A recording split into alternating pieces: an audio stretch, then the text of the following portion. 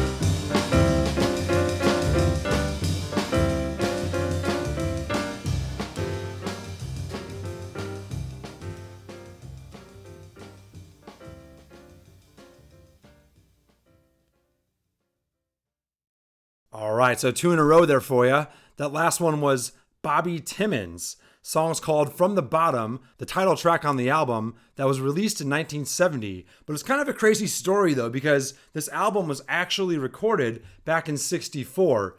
But because of like financial difficulties and a whole bunch of other stuff with the Riverside label, it was actually shelved until they got their shit together and were able to release it 6 years later. I'm glad they did because it's awesome. And he's got his buddies Sam Jones on the bass and Jimmy Cobb on the kit. 2 big names in the scene, so great lineup on this album. And I love Bobby Timmons, and I just had to feature him here on the show. He's definitely one of my favorite piano players. I just really dig his bluesy and funky and like driving rhythmic feel, you know? He always seems to get my head bobbing, and I really appreciate his ability to come up with these like really memorable and catchy melodies and motifs. It's always really soulful and really rockin'. And in fact, I find that like it's almost like the shallow end of the pool for jazz, and that's not a bad thing. What I'm saying is that if I show Bobby Timmons to someone who's kind of on the fence about liking jazz, they tend to dig it. And that's great because it is really catchy and really memorable. He always comes up with these like really nice riffs that are really rockin' and fun and upbeat. And it's just really good stuff.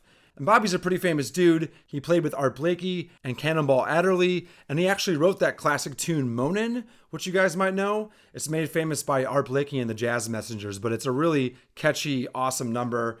And speaking of awesome, let's go to another piano giant here and play some Oscar Peterson. He doesn't need too much introduction for my money because he's a true master of his craft, and we all know that.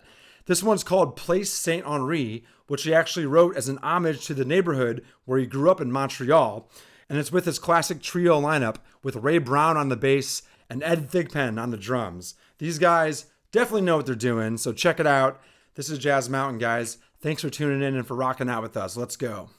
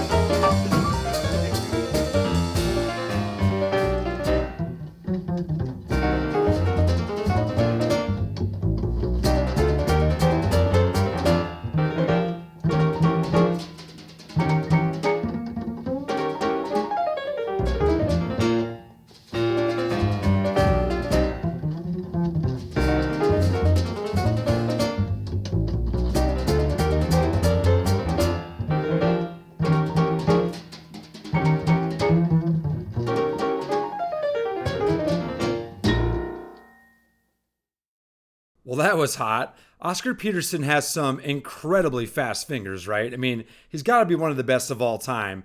Had to feature him here on this show. Love it. And moving on now, guys, let's hit some piano solo as promised.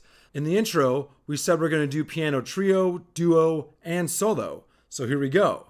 This is going to be some Stanley Cowell, who was actually introduced to jazz at age 6 by the one and only Art Tatum, who was a family friend and actually came over and played the family piano in his living room. So from the age of 6, Stanley knew that he just had to be a piano player after seeing that shit. So kind of a crazy story. And he's a big name in the jazz world, playing with people like Sonny Rollins, Max Roach, Bobby Hutcherson, Stan Getz. He was also in J.J. Johnson's band for a while. So this guy's been around and knows what he's doing for sure. And this song is called Excretions from the 1974 album Musa, Ancestral Streams. And Stanley Cowell was actually Muslim and so adopted the name Musa Kalamula in the early 70s. So that's what Musa refers to. And the album art is super cool too. It's often on my wall of 9 records here in the Jam Cave studio. And in fact, it's up there right now. I'm looking right at it. Super awesome. And this one's very melodic and super creative. It rips. Just one musician, but that's all you need apparently. Hope you guys enjoy this one as much as I do. This is Jazz Mountain.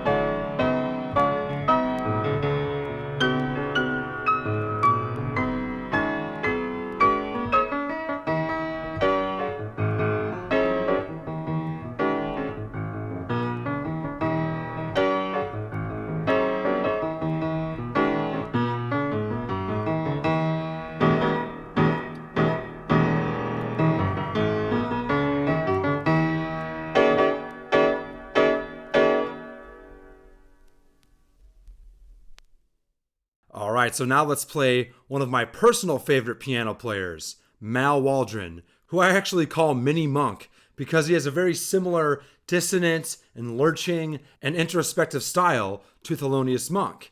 His playing's often like really hypnotic and dark, and he uses a lot of tension and release, which I like, not playing too many notes, but just the right ones. And so he's kind of a master of economy in that way. And he often has like this distinctively mystical and melancholic vibe, which I really dig. And you'll see what I'm talking about here in a minute.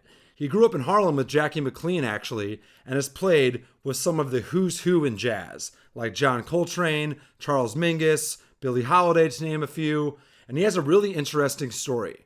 He started off playing saxophone, actually, but then switched to piano when he realized that he would never be able to keep up with the speed and like sheer brilliance of Charlie Parker on the sax. So he felt that he needed to switch to piano to be able to make a name for himself. And like Bird, and like many other jazz cats, he was a pretty bad heroin addict. And in 1963, he actually had a near-fatal overdose that left him completely psychologically and neurologically broken down. It was crazy. It was like his brain and memory were completely erased. He couldn't even remember his own name, let alone play music anymore. And so he had to completely relearn how to do everything, all the while having to deal with these tremors that like made his body and hands shake really violently. So his recovery took years of grueling work, and he would like painstakingly write down all of his old solos, note for note, on paper, and try to like recreate them to get his skills back. But he put in the effort day by day, and his journey back to playing is probably one of the best comeback stories in the history of jazz. And it's kind of funny because before his overdose, his playing was like faster and more fluid, but after he adopted his more like signature, metered, slower, and darker sound, and that's what I actually like. And this tune, Blood and Guts, showcases that. And this was recorded live in Paris on May 12th, 1970. He, like some of these other jazz cats, moved over to Europe because he felt more comfortable over there and felt like he was received better, less racism, more opportunities, stuff like that. So he was around Paris in this time and playing with this trio. He has Patrice Catronini on the bass and Guy Hayat on the drums, two French dudes. But this one's pretty cool. Hope you guys enjoy it. It's, pretty dissonant and lurching and kind of weird, but it hits home for me at least here. So enjoy this one, guys. This is Jazz Mountain.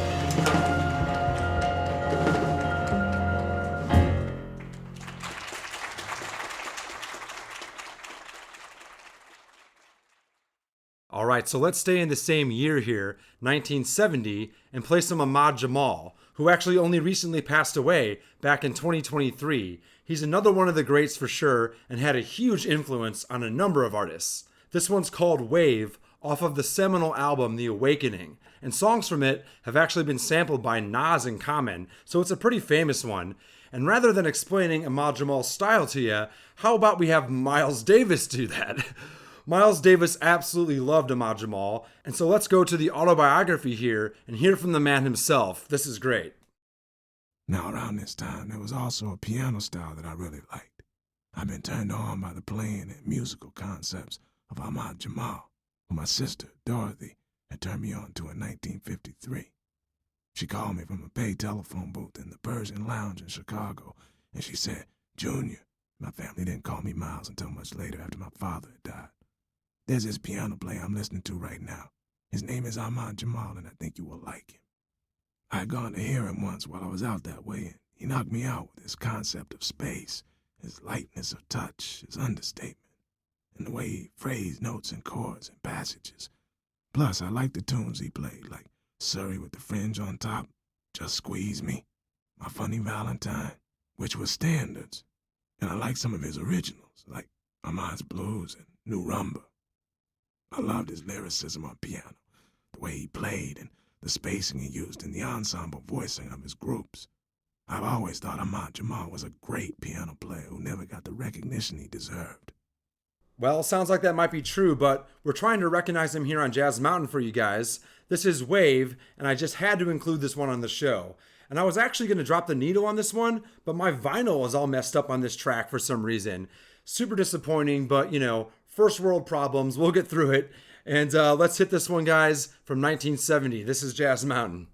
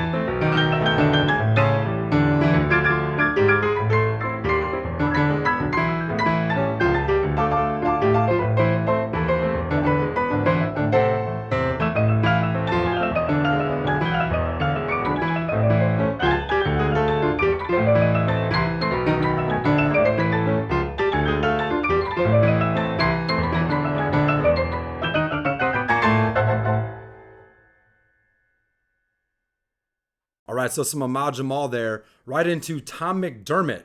And that song is called Tico Tico off the album The Crave. Some more solo piano for you guys. Just a little 2-minute jam. Thought you guys might enjoy that. And actually, Tom McDermott is from St. Louis and got a degree from Wash U in music, but then moved to New Orleans. And you can kind of hear that influence on that one and actually on this whole album, which rules, by the way. Really cool album cover, too.